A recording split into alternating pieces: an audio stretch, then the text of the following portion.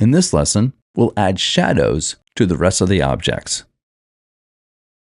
Let's turn on the action figure layer and make a new layer under it named Action Figure Cast Shadow. Let's make our brush smaller, around 50 pixels, and we want that shadow to be cast kind of like over this way. Now, it doesn't have to be perfect. You're just learning how to do cast shadows at this point. I'm going to do the front of the shoe and then the leg. I'm going to do the same thing over here with this leg. Let's get the eraser, the soft round brush. The opacity is 15%, and let's start from the bottom and work our way up to diffuse the shadow to make it look real. Let's do that on this one over here too. Now that you know the secret of how to create shadows, you can make anything look realistic in a design. Let's create another layer and name it Action Figure Shadow. And let's bring that to the top of the layers panel. To select the action figure, select the layer and do Select, Load Selection, and click OK. Click on the action figure shadow layer, get the brush. You can make the brush a little bit bigger, and let's brush the right side of the action figure's hair,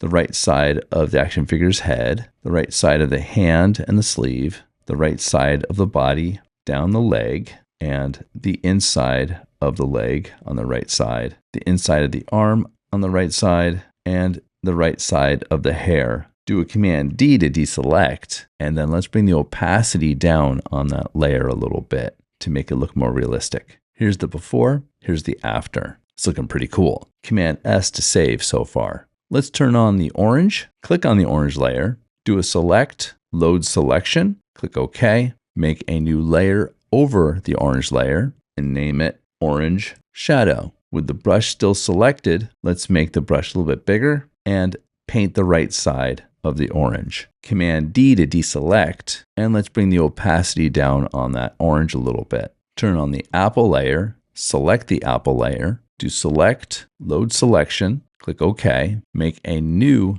layer over that layer, and name it Apple Red Shadow. Let's paint on the right side of that apple, and maybe a little bit on the leaf. Command D to deselect, and let's take the opacity down on that. Turn on the banana layer, select the banana layer, do a Select, Load Selection, and click OK. Let's create a new layer, and we'll name it Banana Shadow, and press Return. Let's make the brush a little bit smaller, like 150, and go down the right side of the banana, behind the orange and the apple. Command D to deselect, and let's take the opacity and bring that down a little bit. To give the fruit in the bowl a little more realism, go underneath the banana layer, make a new layer, and name it Fruit Cast Shadow. And paint inside the bowl here, and paint inside the bowl over here. Let's bring the opacity down a little bit, and then get the eraser tool and bring the opacity up to 100%.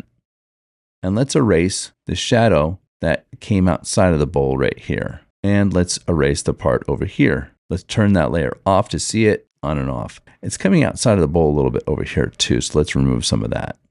And we're all done. Here's the before without any shadows, and here's the after with the shadows. Now it's your turn. If you come against any obstacles, reach out to me, and I'll try to help you as best I can.